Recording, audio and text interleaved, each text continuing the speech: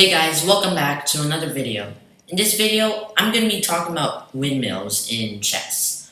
So windmills are really useful, but the probability of you coming across an opportunity to perform a windmill is really low.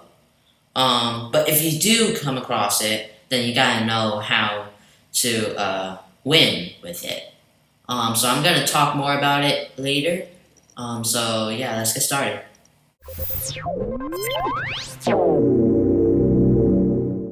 Alright, so this is like the position for like a windmill. So basically a windmill uses discovered checks. What this means is that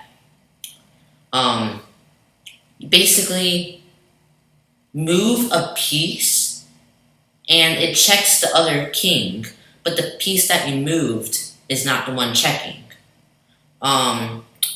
So basically the piece behind it, let's say it's a rook and a bishop, right? The rook moves, but that's not the one checking the enemy king. It's gonna be the bishop behind the rook. Basically because the bishop all of a sudden sees the king once the rook moves. The rook was like blocking the checking path of the bishop. So here, now obviously you want to check. White's move, and well before that actually, you might want to note that white is in a really bad position.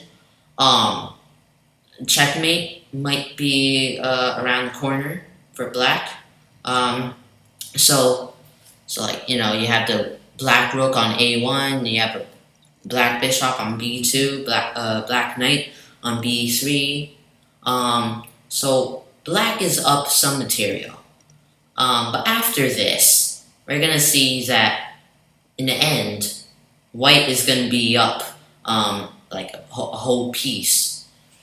So first the rook checks.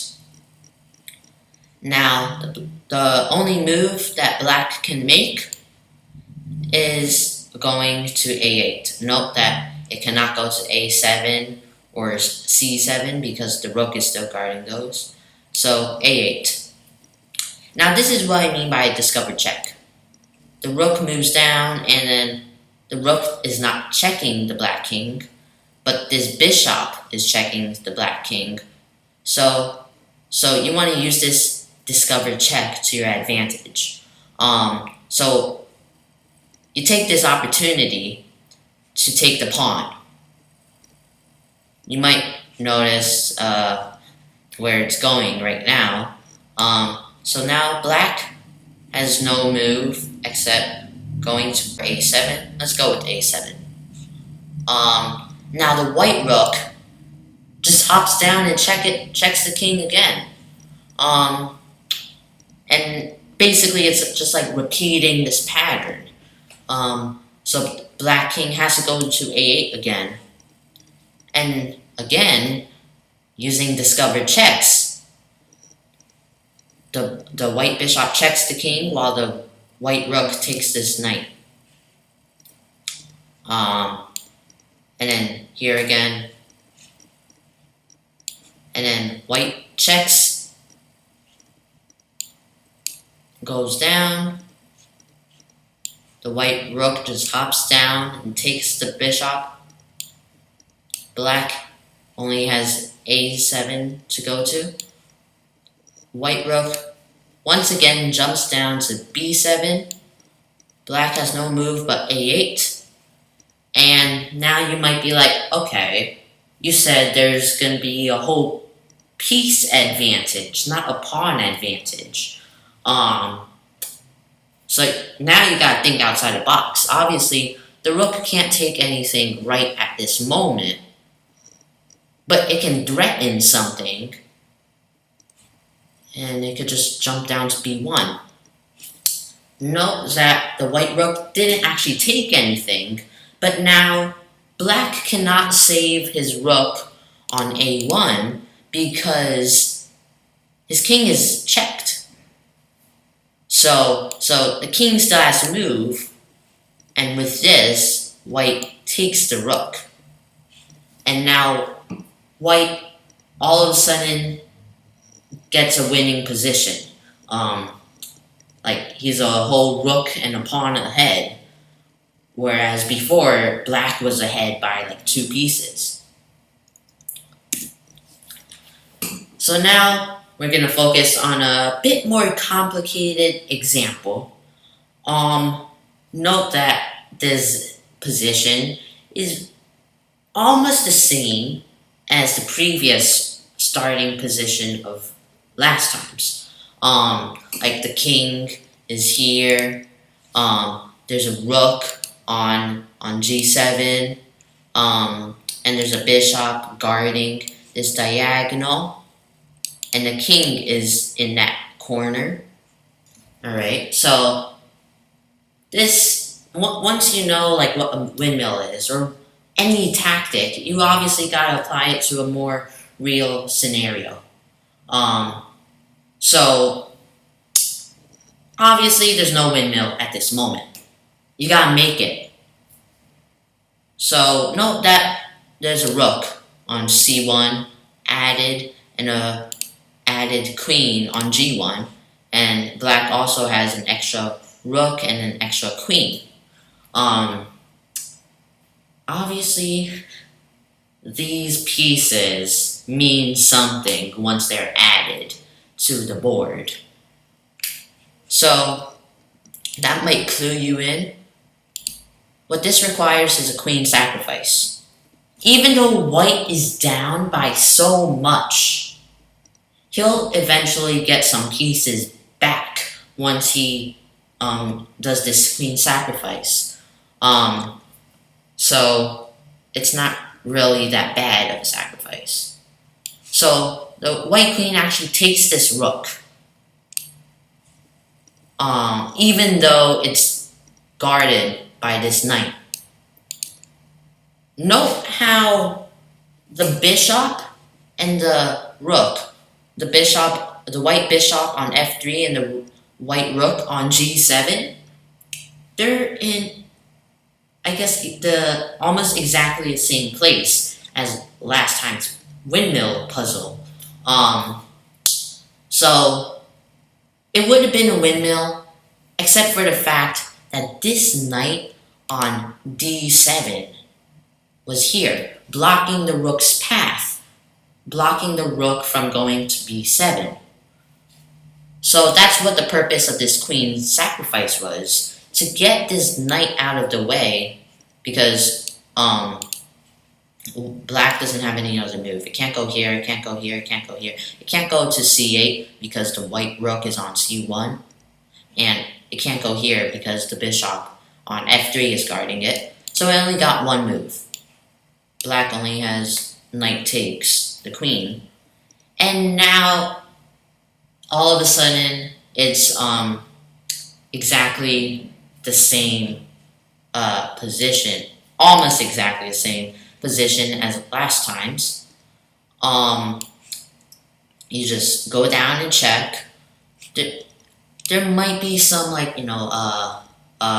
checkmate possibilities for white, since black was so undefended, but the purpose of this video is not checkmate, but windmills. So this white rook on c1 is guarding the c file. In the previous puzzle, there was the knight on c8, so black can't escape this way. So again, black's move here is only a8. And again, it's a windmill.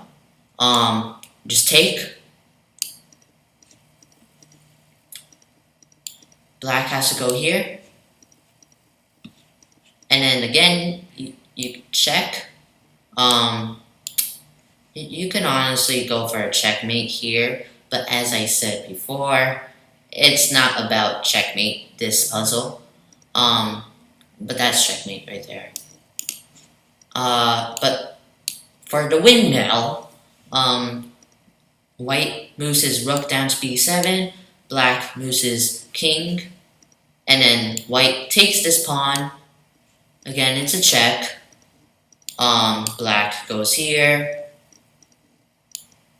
And then white just goes here.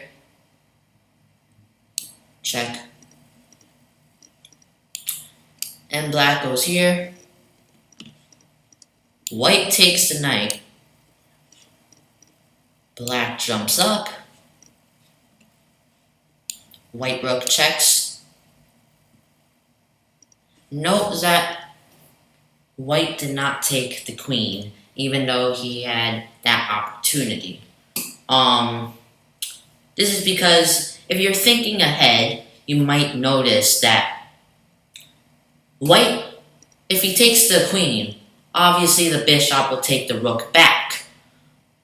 White still gains some material, but it's still kind of more of a trade-off, so they're more, black and white are more even if white took the queen. Because then black takes the rook back, and that queen isn't exactly free for white.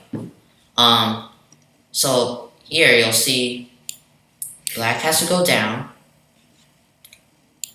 and instead of jumping down here to take the queen, that was exactly the same position as before, white should actually take the bishop. So that here, black's queen is free, but black cannot move this queen because his king is in check. So black has to move this. Black could have gone to, e4. I think that would have been a better move. But, yeah. So white goes down, checks, and then white attacks the queen, which is now free. And white is all of a sudden just like up 2 rooks. So windmills are probably one of my favorite tactics, assuming I even get to a windmill position. But windmills are really cool. You could get a bunch of pieces even if you're down. It only takes a bishop and a rook to perform a windmill. You can lose all your pawns and all of your pieces except for a bishop and a rook. And assuming you have the right position, then you can just take out your opponent's army. But obviously that's not gonna really happen. So that will be about it for today's video. Hopefully you guys enjoyed it. If you guys did, leave a like, subscribe, and click that notification bell so you never miss another video.